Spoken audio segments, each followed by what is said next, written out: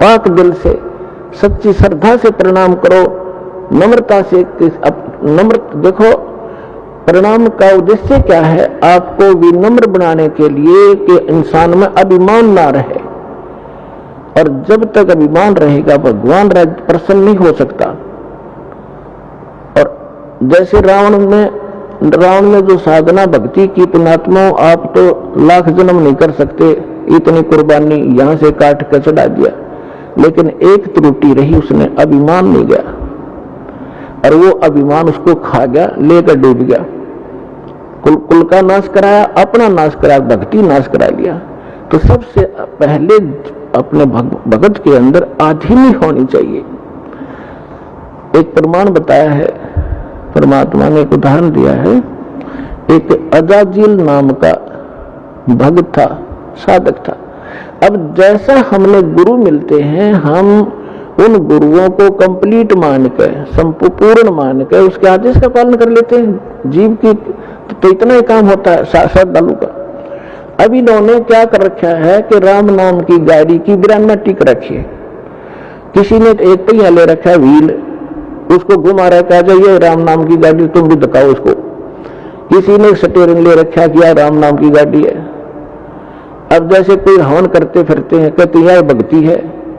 कोई सुबह शाम के नित्य नेम कर लेते, छोटे मोटे गीता का, कोई वेदों का, कोई कहते यही भक्ति है। ये सारी मिलाकर भक्ति बना है।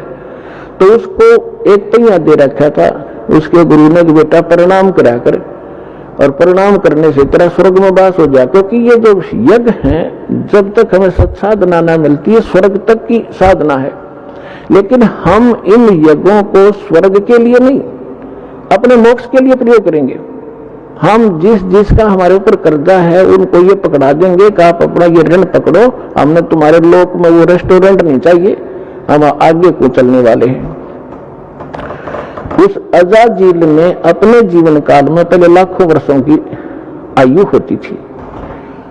1 अरब प्रणाम की, दंडवत प्रणाम, लेट लेट के। और जब वो ऊपर गया, विष्णु जी को इष्ट मानता था, विष्णु जी के लोक में गया। अपना अपना जो भी क्रियाएं आप यहाँ कर रहे हो, जैसा भाव आपका है, आपकी भी ऐसी परीक्षा होगी त्रिकुटी पर जाकर। और जैसी शब्द आपकी इस दास के प्रति यहाँ होगी, ऐसी वहां होगी, तो वहां परमात्मा आपको इस दास के रूप में मिलेगा। तो अजाजिल नाम का वो श्रद्धालु जब प्रणाम करता था, प्रणाम यज्ञ किया करता था, उसमें इतनी भक्ति, उस स्तर की जो स्वर्ग तक जाने की और वहां पर पद पोस्ट पाने की, इस प्रणाम यज्ञ से इतना संग्रह हो गया उसकी भक्ति कि विष्णु जी के लोक में जब गया तो विष्णु जी ने कहा कि भाई बहुत ज्यादा भक्ति की तूने, यानी बहुत अच्छी साधना की बच्चा। साधना के अंदर सारा कुछ आ जाता है। तो उसने कहा जी हाँ, साधना खूब की, 11 अरब बंदगी कर रखी मैंने। तो विष्णु जी ने कहा कि अभी तेरे अंदर तो बड़ी सिद्धि भी आ गई है। अच्छा जी हाँ, एक बच्चा बना दे, एक लड़का उत्पन्न कर। तो उसने कहा जी कैसे करूं, मुझे तो पता नहीं। तो भगवान ने कहा विष्णु जी ने कि ये कह दे कि नर भव। उसने ऐसे कह दिया नर भव। एक जवान लड़का सामने खड़ा हो गया। तो भगवान विष्णु ने कहा कि ये तेरे वचन से उत्पन्न है और ये तेरा पुत्र हो गया, वचन का पुत्र हो गया। बोला अच्छा ठीक है, और खुश हो गया कि देख मेरे में कितनी शक्ति होगी। जैसे हम सुना करते थे कि वाल्मीकि जी ने जब सीता गर्भवती थी, सीता जी, और वो निकाल दी थी भगवान रामचंद्र जी ने, वाल्मीकि जी के आश्रम में गई थी। और वाल्मीकि जी, उसके एक लड़का उत्पन्न हुआ था, लव, उसका नाम रख दिया। फिर काफी लंबी कहानी तो आपने सब ने पता है। फिर वाल्मीकि जी ने एक लड़का कुश से बना दिया था अपने वचन से। आज के युग में तो ये लोग मानने को तैयार नहीं, क्योंकि साइंस खा गई इनके बुद्धि ने, अध्यात्म वाली बुद्धि ने। लेकिन वो सही था, और वो जितनी बैटरी चार्ज की थी वो उतना थोड़ा बहुत कर सकते हैं। तो उसे भगवान या मोक्ष, भगवान नहीं बन गए वो, और मोक्ष नहीं हुआ उनका। तो वहां जब वो लड़का हुआ तो बड़ा खुश हुआ कि स्वर्ग में मेरा एक पुत्र हो गया, यहाँ इसके साथ रहा करूंगा। फिर भगवान विष्णु ने कहा कि अजाजिल इसको प्रणाम कर, दंडवत। अब वो तो उसका तो गेम में यही था, इसी मैच के कारण, गेम के कारण तो ये इस पद पर पहुंचा था। तो उसने बोला ना करूं इसको। क्यों भाई? भगवान बोले क्यों नहीं करे इसको प्रणाम? कि ना करूं, ये तो मेरा पुत्र है, मेरे वचन से हुआ। अब भगवान विष्णु ने सोचा ये तो भाई फेल होगा परीक्षा में। फिर भी उन्होंने सोचा चल थोड़ा सा इसको ग्रेस मार्ग दे देता हूं, जब बुद्धि काम कर जाती इसकी।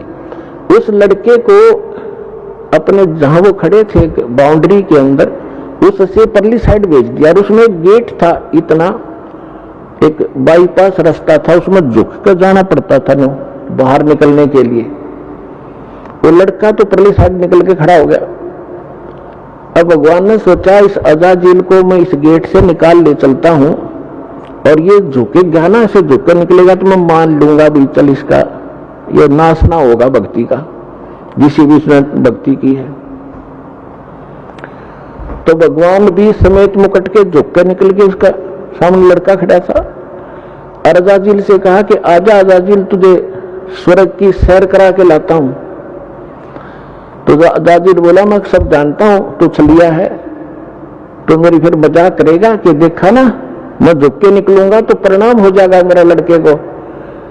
अब तो आप जो है ना मेरे साथ धोखा करना चाहते हैं, मैं ऐसा अनजान नहीं हूं, बिल्कुल नहीं करूंगा, नहीं आऊंगा। तो परमात्मा बोले जा भूतनी के निकल यहां से। वो वहां से पटक दिया ठाक है, और सारी वह भक्ति कैंसिल कर दी। कहते बेअदबी भावनी साहब के ताही अजाजिल की बंदगी पलवा ही भाई। जब परिणाम कर रहा है और जिस उद्देश्य को लेकर करा है, फिर वो अकड़ियों की नो खाक तो ने वो साधना की, क्या रिहर्सल किया। तो पुण्यात्माओं, ये जो रिहर्सल आपसे कराई जाती है, कहते हैं जय गोपाल दंडवत कर और पैदा पड़ परिणाम, दुआ करो दिल पाक से असना असली इस्लाम। तो इस प्रकार आपको यहाँ जो रिहर्सल कराई जाती है, जो ज्ञान दिया जाता है, ये आपके इस भक्ति रूपी सफर में कदम कदम पर आपका काम आओगा। और ये प्लस और माइनस, ये फॉल पॉइंट आपको बताए जाते हैं ताकि आप इस भक्ति को नाश ना कर लो। कहते जैसे माता गर्भ को, जैसे माता गर्भ को रखे यत्न बनाए, ठेस लगे तो क्षण हुए तेरी ऐसे भक्ति जावे।